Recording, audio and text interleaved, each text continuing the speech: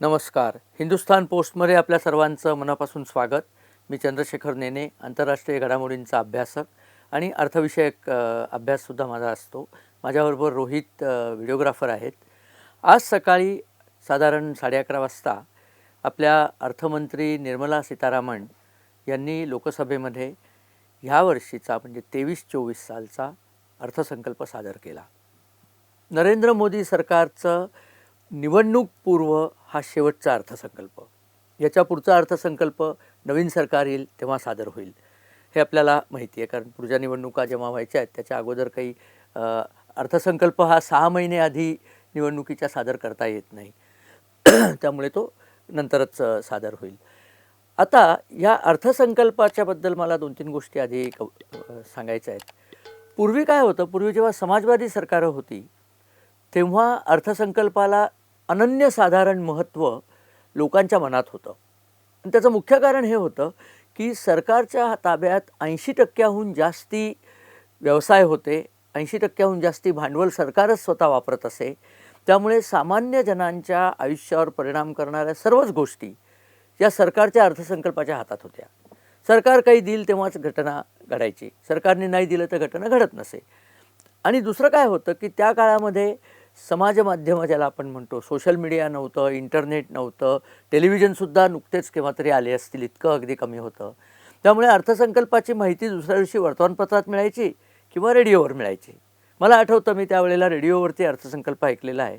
त्यावेळेला मुंबईतले प्रसिद्ध वकील आणि अर्थतज्ज्ञ नानी पालखीवाला हे अर्थसंकल्पानंतर मुंबईमध्ये संध्याकाळी ब्रॅबॉर्न स्टेडियमवर एक मोठं भाषण करायचे. त्याच्यात ते अर्थसंकल्पाचं विश्लेषण करायचे. पण त्या भाषणाचं सुद्धा कोणी लाईव्ह टेलिकास्ट, म्हणजे टेलिकास्टच नव्हतं हो, रेकॉर्डिंग पण कोणी केलं असेल असं वाटत नाही. खूप आलोट गर्दी लोटायची. मी सुद्धा त्या भाषणांना गेलेलो आहे. परंतु 91 साली जेव्हा लिबरलायझेशन झालं,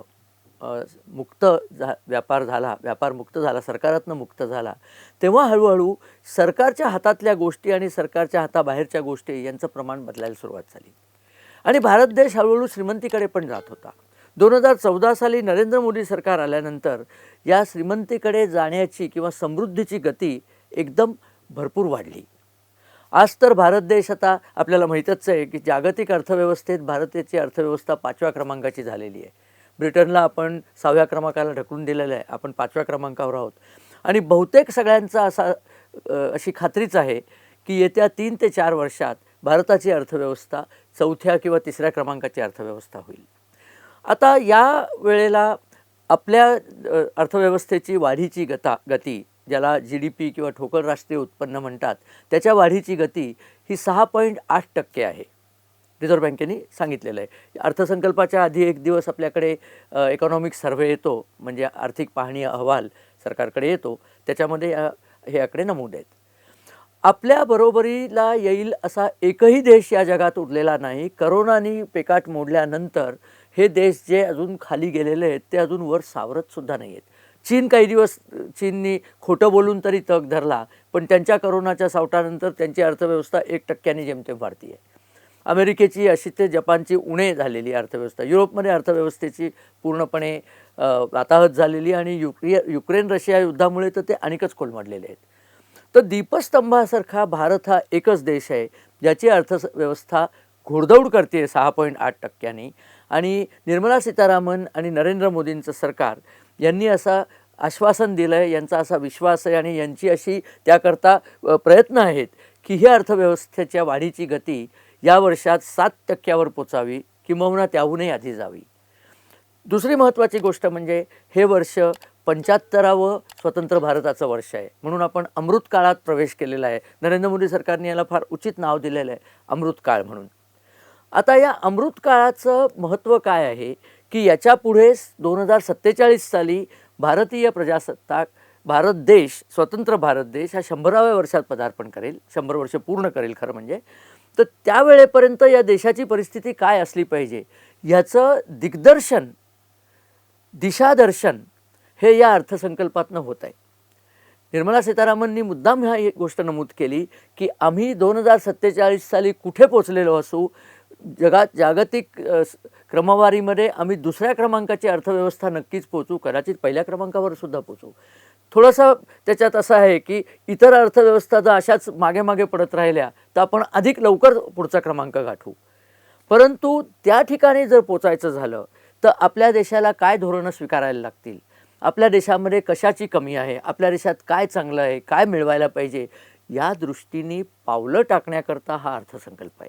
म्हणजे हा अर्थसंकल्प दिशादर्शक अर्थसंकल्प आहे. याच्यामध्ये सायकली स्वस्त झाल्या आणि कॅमेरे स्वस्त झाले या गोष्टी तर असतातच, सामान्यांच्या गरजेच्या काही गोष्टी असतात, त्या मोबाईल फोन स्वस्त होत आहेत, त्या गोष्टी आहेत, ते आपल्याला उद्या वर्तमानपत्रात पाहायला मिळेल. मला मुख्य म्हणजे या कार्यक्रमात सांगायचं आहे की कुठल्या दिशेला नरेंद्र मोदी सरकार आपल्या देशाच्या अर्थव्यवस्थेला घेऊन जात आहे आणि समर्थ पावलं टाकत भारत देश हा एक विजिगीषू आणि उद्यमशील आणि समृद्ध देश कसा बनेल याच्याकरता प्रयत्न चालू आहेत. आता भारत देशाचे वैशिष्ट्य काय आहेत तर भारत देशामध्ये सर्वात जास्ती तरुण आहेत. आपल्याला सर्वांना माहिती आहे जगातल्या सर्वात जास्ती तरुण लोकांचा देश म्हणून भारत आता सर्वमान्य आहे. पुढच्या वर्षी भारत देशाची लोकसंख्या जगातली सर्वात जास्त होईल, कारण चीनची लोकसंख्या उणेमध्ये गेलेली आहे. त्यांच्या इथे म्हाताऱ्यांचं प्रमाण वाढलेलं आहे, कारण त्यांनी 20 वर्षापूर्वी एकच मूल पॉलिसी जी आणली त्याचा परिणाम हा अपरिहार्यच होता. म्हातारे जास्त आहेत, काम करणारी लोकं कमी आहेत, म्हाताऱ्यांचं पोषण करायला लागतं, ते भुईला भार असतात, चीनी लोकांचं सांगतोय. तर अशी परिस्थिती आहे. आपल्याकडे तशी परिस्थिती नाही. पण या तरुण लोकसंख्येला, या प्रचंड प्रमाणात वाढलेल्या लोकसंख्येला जर हाताला काम दिलं नाही तर ते हात दगड उचलायला कमी करणार नाहीत. त्यामुळे सर्वप्रथम आपली जी प्रायोरिटी आहे, आपल्याला जे पहिले करायचं आहे ते म्हणजे या सगळ्या लोकांच्या कामाची व्यवस्था करायची. हा एक भाग झाला. दुसरं, आपल्या गरिबी रेषेखाली असलेल्या असंख्य नागरिकांना आपण वरती आणलेलं आहेच. अजून भारतात गरीब नाहीत असं नाही, पण गरिबी रेषेच्याही खाली असणारे लोक खूप कमी आहेत, त्यांनाही आपण वर आणतोय. उदाहरणार्थ, गेली 3 वर्ष करोना आल्यापासून सातत्याने भारत सरकार दरवर्षी 80 कोटी लोकांना दोन्ही वेळेसचा आहार मोफत पुरवते. हो, 80 कोटी, जगातल्या चीन सोडल्या तर कुठल्याही देशाची एवढी लोकसंख्यासुद्धा नाही आहे. भारताचं सगळंच अजस्त्र आहे.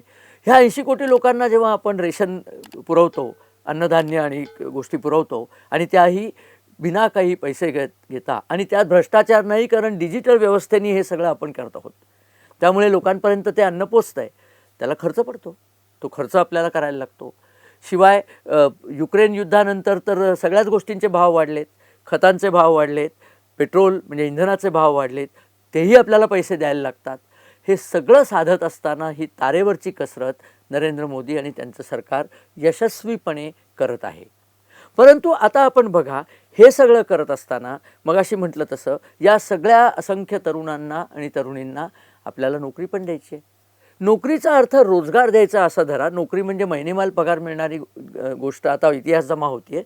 त्यांना उत्पन्नाचं साधन आणि त्यांच्या ज्या काही आकांक्षा आहेत त्या पूर्ण करण्याकरता त्यांना शिक्षण, उत्तम रोजगार, उत्तम आरोग्य व्यवस्था आणि एक समृद्ध जीवन देण्याकरता आपलं सरकार बांधील आहे. आणि ते त्यांना माहिती आहे. सबका साथ सबका विकास ही जी घोषणा नरेंद्र मोदीची आहे ती याला अनुसरूनच आहे. एक तुम्हाला गंमत सांगतो, भारतामधला मध्यम वर्ग म्हणजे वर्षाला 5 लाख ते 12 लाख कमवणारा वर्ग, त्याला आपण मध्यम वर्ग म्हणतो. त्याची अशी व्याख्या केलेली आहे सध्या. तो मध्यम वर्ग किती मोठा आहे याची आपल्याला कल्पना नाही आहे. 31% लोक भारतात मध्यम वर्गात आहेत आणि याची संख्या 41 कोटी जवळपास होते. 41 कोटी ही अनेक देशांची लोकसंख्यासुद्धा नसते. अमेरिकेची सुद्धा मला वाटतं 33 कोटी लोकसंख्या आहे. एवढा सगळा प्रचंड मध्यम वर्ग आपल्याकडे, त्याचं महत्त्व काय ते सांगतो. मध्यम वर्गातनं देशाचं पुढचं नेतृत्व उदयाला येतं, कारण मध्यम वर्ग हा शिक्षित असतो, सहसा शिक्षित असतो, त्याला खायची भ्रांत नसते, खूप श्रीमंत तो नसतो, खायची भ्रांत नसते, संस्कारित असतो. त्यातून जे नेते येतात ते संस्कारित आणि शिक्षित नेते असण्याची शक्यता जास्त वाढते. आपला शेजारी पाकिस्तान या देशात मध्यम वर्ग संपलेलाच आहे. त्यांच्याकडे अगदी गरीब लोक आहेत ज्याच्यातनं त्यांचे दहशतवादी येतात, किंवा अतिश्रीमंत आहेत ज्याच्यातनं त्यांचे खुशाल चेंडू लोक आणि ते राजकारणी नेते पण होतात, अशी लोक पैदा होतात. काय झालं त्या देशाचं बघतोय आपण. पूर्ण देशाची वाट लागलेली आहे, दिवाळं निघालेलं आहे. माझ्या आधीच्या 3 कार्यक्रमात मी त्या दिवाळ्याचं व्यवस्थित वर्णन केलेलं आहे. तशी स्थिती होऊ द्यायची नसली तर या मध्यम वर्गाला आपल्याला सांभाळायला लागेल, याला वाढवायला लागेल. असं सांगण्यात येतं की 2047 पर्यंत भारताच्या मध्ये मध्यम वर्गाचं संख्या 61 कोटी लोक मध्यम वर्गात जातील. हा फार मोठा आकडा आहे. पण या लोकांमधनं उत्तम व्यावसायिक, उत्तम खेळाडू, उत्तम कामगार हे सगळे तयार होणार आहेत आणि एक देशभक्तांची फौज आपण तयार करतोय. पण यांना काम मिळालं पाहिजे. आता सर्वात जास्त काम देणारा आजच्या युगात सुद्धा भारतामध्ये शेती हा व्यवसाय आहे. त्यामुळे या अर्थसंकल्पामध्ये कृषीविषयक गोष्टींना भरपूर प्राधान्य दिलेलं आहे. आपण जर आकड्यांमध्ये बघितलं तर कृषीमध्ये 1,25,000 कोटी एवढ्या रुपयांची गुंतवणूक केलेली आहे. या गुंतवणुकीत काय आहे, तऱ्हेतऱ्हेच्या गोष्टी आहेत. ऑर्गॅनिक फर्टिलायझर करता गुंतवणूक आहे. यावर्षी नरेंद्र मोदी यांच्या प्रेरणेने युनायटेड नेशन्सनी हे वर्ष millets year, international year of millets म्हणजे भरडधान्य वर्ष म्हणून जाहीर केलेलं आहे. भरडधान्य का, तर भरडधान्याचे 4 गुण आहेत आणि जे भारताला आणि सगळ्या जगालाच महत्त्वाचे आहेत. ते म्हणजे त्याला पाणी कमी लागतं, दुसरं म्हणजे त्यातला प्रथिनांचा गुणवत्ता त्याची खूप जास्ती चांगली असते, तिसरं म्हणजे ते लवकर तयार होत असल्यामुळे वर्षाला त्याची 3 पिकं सहज घेता येतात. भारतासारख्या देशाला तर ते वरदानच आहे, कारण भारतीय नागरिकाचा मुख्य आहार गहू भारतात प्रसिद्ध होण्यापूर्वी भरडधान्यच होता. ज्वार, बाजरी, वरी, नाचणी आणि कंगणी ही 5 महत्त्वाची भरडधान्य आहेत. तर ही भरडधान्य अधिकाधिक उत्तम वाण निर्माण करायचा, याच्यामध्ये इन्व्हेस्टमेंट करायची, रिसर्च करायचा, याकरता मोठी तरतूद या अर्थसंकल्पात केलेली आहे. जवळजवळ 6,000 कोटीपर्यंत याकरता तरतूद केलेली आहे. भरडधान्याच्या उत्तम हे करण्याकरता, ची लॅबोरेटरी काढण्याकरता तरतूद केलेली आहे. भरडधान्य आले की पाणी कमी लागेल, त्यामुळे पर्यावरणाचा तोल सांभाळायला मदत होईल. कारण आता जे येऊ घातलेली संकटं आहेत, मानवनिर्मित संकटं सोडली किंवा लढाया सोडल्या तर पर्यावरणीय डॅमेज, पर्यावरणीय डिझास्टर, पर्यावरणीय प्रचंड मोठ्या आपत्ती या येण्याची शक्यता जास्त आहे. जोशीमठात काय झालं आपण पाहिलं आहे. तर पर्यावरणापासून रक्षण करण्याकरता आपल्याला ग्रीन एनर्जीची गरज आहे. आपण जितका कोळसा जाळू तितका आपण कार्बन डायऑक्साईड निर्माण करू आणि त्याने आपलं पर्यावरण ढासळेल. म्हणून ग्रीन एनर्जी करता प्रचंड मोठी गुंतवणूक, 10,222 कोटी रुपयाची गुंतवणूक ग्रीन एनर्जी, म्हणजे ज्याच्यात मुख्य करून हायड्रोजनची येते. हायड्रोजन इंधन म्हणून वापरायचं, कारण हायड्रोजनचं इंधन म्हणून वापरलं तर ते जळून त्यातनं फक्त पाणी निर्माण होतं. त्याच्यामध्ये कुठल्याही प्रकारचे कार्बन डायऑक्साईड किंवा इतर विषारी वायू पण निर्माण होत नाहीत. तेव्हा त्याच्याकरता रिसर्च करता आपण एवढे पैसे ठेवलेले आहेत. पण हे नुसते सरकारचे पैसे आहेत, याच्याशिवाय प्रचंड प्रमाणावर खाजगी उद्योजकांनी याच्यात काम करावं याकरता सरकारने खूप सवलती जाहीर केलेल्या आहेत. त्याच्यामध्ये सर्वात अग्रगण्य कंपनी अडानींची आहे, ज्यांचं नाव सध्या वेगळ्या वेगळ्या कारणाकरता गाजतं आहे. त्यांची सर्वात अग्रगण्य कंपनी आहे. सोलर पॉवरमध्ये अडानींची सर्वात मोठी कंपनी आहे आणि राजस्थानमध्ये त्या कंपनीला कंत्राट काँग्रेस सरकारने दिलं आहे. कारण सोलर पॉवर, सौरशक्ती आपण जेवढी वापरू, भारत देश सुदैवाने सौर शक्तीमध्ये प्रचंड श्रीमंत आहे. भारतात वर्षाचे 10 महिने सूर्यप्रकाश असतो, त्यामुळे सौरशक्तीकरता सुद्धा खूप गुंतवणूक झालेली आहे. 4 गिगावॉट आपण आत्ता बनवतोय, आपण ती दुप्पट करण्याचं आपल्याकडे लक्ष आहे. या सगळ्याबरोबर उत्तम रस्ते का पाहिजेत, कारण रस्ते बांधणी जर चांगली असली तर रस्त्यावरच्या वाहनांना खर्च कमी होतो, वेळ कमी लागतो आणि सुकर गोष्टी होतात. आता समृद्धी महामार्गाचं उदाहरण घ्या. मी काय करतोय की प्रत्येक गोष्टीमध्ये किती खर्च झाला वगैरे हे आजचं सांगत नाही, ते तुम्हाला सगळ्यांना उद्याच्या वर्तमानपत्रात अगदी डिटेलमध्ये वाचायला मिळतं, वेबसाईटवर आत्ताच वाचायला मिळेल. त्याचं गमक काय आहे, त्यातनं आपण कुठे चाललो आहे, आपल्याला देश सुस्थित करायचा आहे, येत आहे जे आव्हानं जी आहेत पुढची, त्या आव्हानाला सक्षम करण्याकरता देश तयार करायचा आहे. त्याकरता काय काय घडतं आहे ते मी आपल्याला इथे सांगतो आहे. तर ग्रीन एनर्जीचं आपल्याला मी सांगितलंच.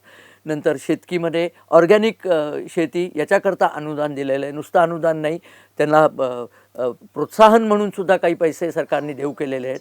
तसंच मी आत्ता तुम्हाला जे सांगितलं की रस्ते बांधणी याच्याकरता जवळजवळ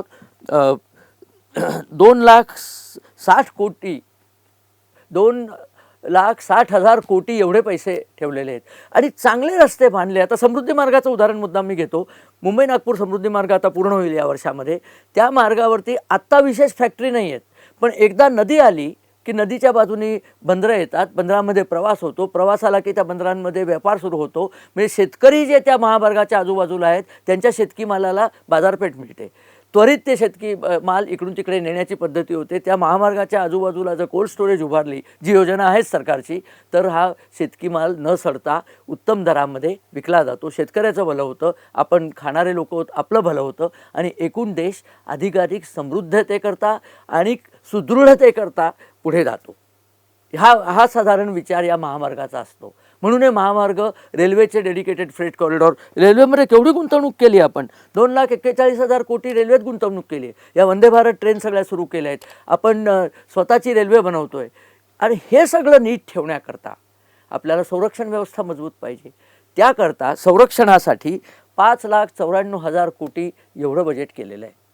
त्याचं कारण असं आहे की आपण जरी श्रीमंत, समृद्ध, सुखी होत असलो तरी आपल्या शेजाऱ्यांना ते पाहवणार नाही, विशेष करून पाकिस्तान आणि चीनला. त्यामुळे त्यांच्यापासून स्वतःचं संरक्षण करायला आपल्याला ही क्षमता वाढवायलाच लागेल. पण इथे एक विशेष झालेलं आहे की 2014पासून आपण संरक्षण साहित्याची निर्यात करतो आहे, ती यावर्षी 8 पट वाढलेली आहे. ब्रह्मोस आपण देतो, विमानं पण आता विकणार आहोत. म्हणजे अनेक प्रकारचं संरक्षण साहित्य इथे बनवून AK-47 आपण अमेठीला बनवून लोकांना विकणार आहोत, इतर देशांना. तर या व्यवसायातनं सुद्धा संरक्षण व्यवसायाला थोडी मदत मिळणार आहे.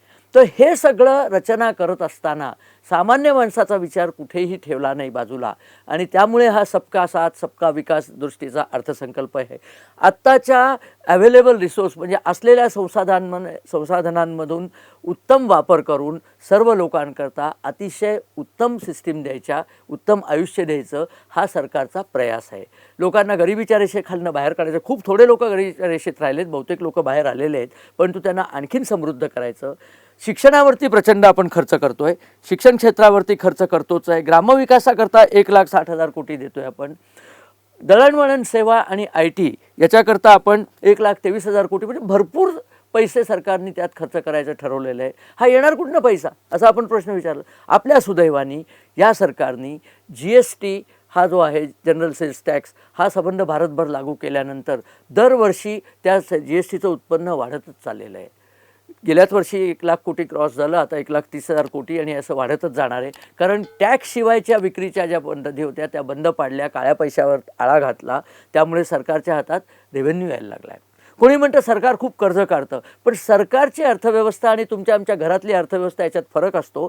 सरकार कर्ज जे काढतं ते दीर्घमुदतीचं कर्ज असतं. त्यातनं जर समृद्धी महामार्ग केला तर समृद्धी महामार्गाच्या टोलमधनं हे कर्ज हळूहळू वसूल होतं. पण समृद्धी महामार्ग जितकी वर्ष चालतो तितकी वर्ष तो अधिकाधिक धंद्यांना प्रोत्साहन देतो, अधिकाधिक उत्पन्न लोकांचं वाढतं आणि जीवन सुकर होतं. आता दिल्ली मुंबई मार्गसुद्धा यावर्षी पूर्ण व्हायचा आहे. 12 तासात दिल्ली मुंबई प्रवास करण्याचं नितीन गडकरींचं स्वप्न आहे आणि ते सुद्धा यावर्षी पूर्ण व्हायचं आहे. या सगळ्यामधनं मध्यमवर्ग, मी तुम्हाला सांगितलं इतका प्रचंड आहे. त्यांना हो काय देताय तुम्ही? अनेक वर्ष मध्यमवर्गीयांची मागणी होती की आमच्यावरचा जो आयकर आहे, इन्कम टॅक्स, त्याचं ओझं कमी करा. गेल्या वर्षी 2 पद्धती आणल्या गेल्या. एक पद्धत होती की तुम्ही जुन्याच पद्धतीने वजावट घेऊन आपला आयकर वाचवा, आणि दुसरी पद्धत होती 5 लाखापर्यंत तुमचं उत्पन्न असलं तर तुम्हाला 0 आयकर आहे, 5 लाखाच्या वर मात्र तुम्हाला अमुक एका टक्क्याने, ती टक्केवारीसुद्धा कमी होती, त्या टक्क्याने तुम्हाला आम्ही चार्ज करणार आहोत. बरेच लोक त्यामुळे आयकर भरण्याच्या बाजूनी झाले.